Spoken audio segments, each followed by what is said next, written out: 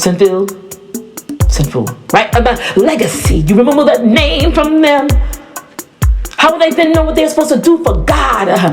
The original name that was intended for them, the parents didn't ask God, right? That's what you ask God about the name that you're supposed to get for the child. But if you are full of sin, you won't get an answer, right? Because that's not your child. The name matters.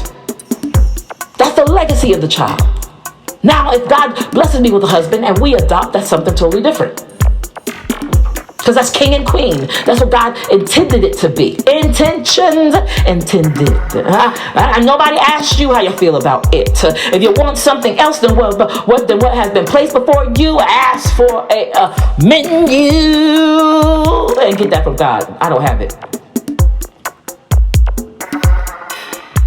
But I'll tell you where to get it from. Ask for a menu. I don't have it. But I tell you that the cross is holding it. Menu. But I don't have it. I don't have it. I don't judge. I'm just telling you. What is God telling you to do? Is he telling you to adopt a child and ruin their legacy? You need to get yourself together and find out what God has for you. If you are a person and you're on this planet, you are beautiful, you are wonderful, you are exactly what and where God intended you to be. How can you though? Because you don't feel like it. I don't feel like I tried God and he doesn't work for me. I've heard that so many times. Think about this. He's a God, a great God, a supernatural God. You are nothing but a puff of air. We are all just puffs of air. Right now on earth, we're a puff of air. As far as eternity is concerned, we're a puff of air. We have eternal lives, but puff of air.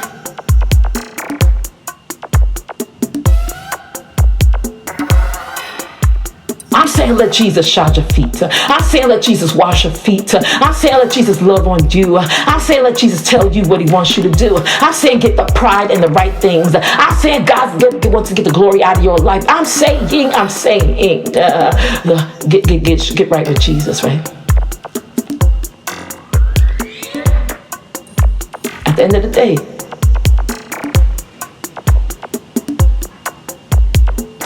day,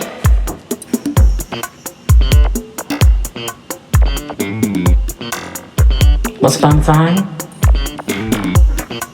you're going to go home. The end. But where will you live? Right? At the end of the day, you have a legacy. You have a story to tell. See, we were standing in the house with my father at the time. So the story as a kid, my story was known. Everyone knew my story. That's why they told me, I was the only one in my family that they told I could not cut my hair or drink alcohol at all. I was told that. No one else knows that. My grandmother, my mother. The adults, the grandparents and all stuff, they probably know that, but I was told that story. My older sister, my mother was a single parent raising my older sister when my father came into her life. The father was not there.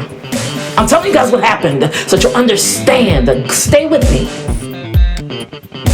Her father was not there. I don't know where her father is, and neither does she. I said, I told her, I was like, Tasha, just do ancestry. Don't you want to know? She was like, no. That's why she's so lost right now. And she tried to pick me out to be lost with her. You were born in a crate. Why did she say that to me? Because as a kid, she felt like she was put in a crate. Because her father was not there. You are creating children. Not creating, creating. Creating children.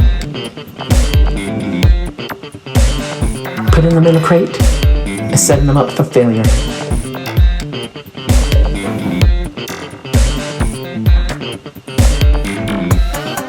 Putting them in a crate and setting them up for death. To not have a legacy. My sister's suicidal at least 2.5 years out of every decade. And she doesn't realize that it could be traced back to the fact that she never knew her father. So now, as a result, she blames my mother And also says it is your fault because you beat Jamie and you did this. But here's the thing. My mother's not at fault for my sister not knowing who her father is. My mother did exactly what I would have done if I had a daughter with somebody that walked away. We know what he did for a profession. He was a boxer. That's it. That's all we know. We don't know why my older brother's not here. But this is it. That's it. We don't know anything about your legacy. That's it. Have you guys watched This Is Us? Where they adopted the African American kid. Beautiful situation. She did the best that she could, even though she knew the father, and she tried to hide the fact that she knew the father from the son. Terrible thing, right? But he longed and longed and longed when he got older for it to know his biological father. And like you guys, what she was doing was fulfilling her desire for a child, not fulfilling the child's desires. Because the child wanted to know his father so bad. He was walking around curling his tongue and taking percentages of people that could curl their tongue. He wanted to know his father so badly. He knew. Mommy ain't right. He knew. My two dads don't work. He knew. I'm gonna talk about it. I'm gonna talk about it because it needs to be talked about. Because if you don't get right, you're going to hell. But I love you with the love of the Lord. I'm gentle. Take that gently. You're going to hell. Fun beast. Right, if I don't get right, if I keep lying, I'm a liar.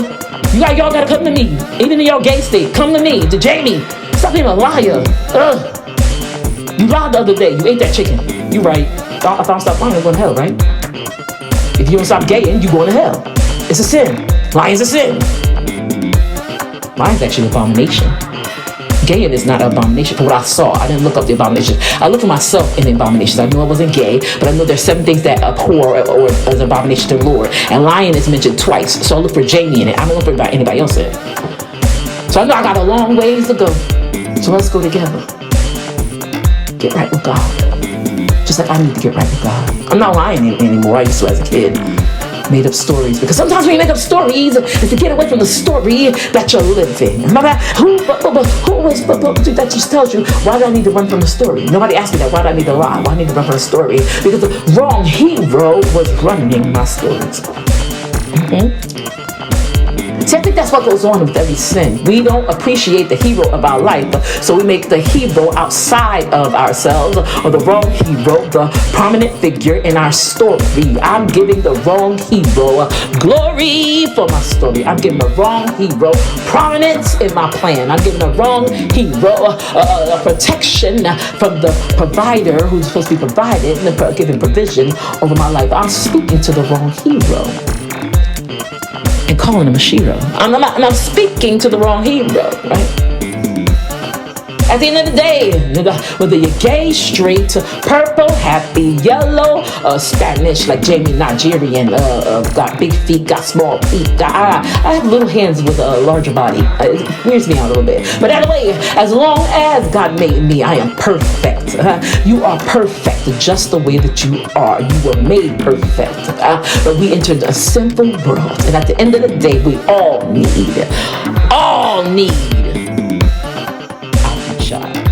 So, yes, God, thank you. Thank you for being the hero of our story. God, when we're going to start making Jesus the hero of our story. He is the hero. He gets the glory for the story. If you start giving God the glory for your story, get up in the morning and start praying and giving God glory for your story.